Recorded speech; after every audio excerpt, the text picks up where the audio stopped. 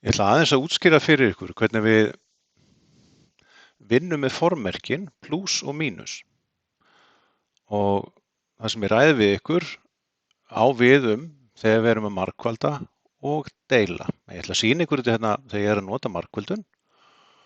Ég ætla að reyna að sýna ykkur þetta með dæmum. Til dæmis, við skulum byrja hér.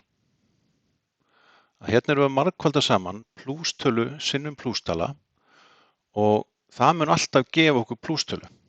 Sem dæmi, segjum bara ég sé að margfalda saman plústöluna 3 sinnum plústöluna 2. Þetta er plústala og þetta er líka plústala, en plústölur eru venjulega ekki skrifaðar með plús, heldur hafa þær ekki sýnilegt formerki. Og hér myndum við fá plústöluna 6, eins og við sjáum hér, ég þarf ekki að skrifa hana inn í.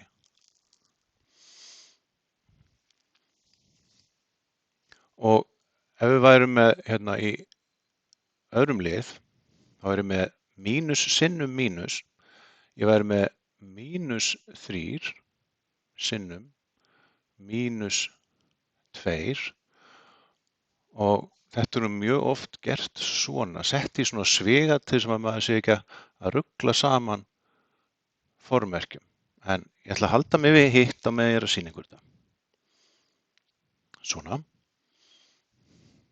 Þetta myndi þá líka gefa okkur plústöluna 6. En hérna í þriðja lið, þá erum við komið með sitthvort formerkið, við erum með mínustölu sinnum plústölu. Sem sagt, ef við tækjum dæmi, mínus 3 sinnum plústalan 2. Svona.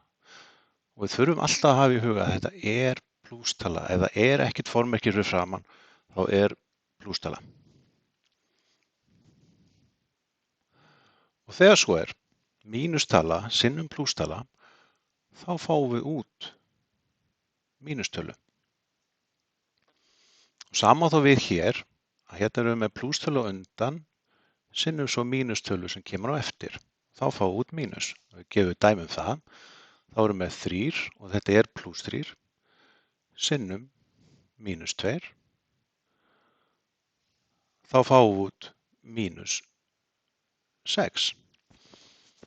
Og dæmin geta vissulega verið lengri. Við gætum til dæmis fengið dæmi sem byggir upp á því að vera plústala sinnum mínus sinnum mínustala sinnum mínustala. Og hvað myndum við að fá út hér? Það sem maður þarf að hafa í huga er að ef fjöldi mínusana hérna er oddatala, eins og hérna erum við með 3 mínusa, ef fjöldi mínusana er oddatala, þá verður útkoman mínus.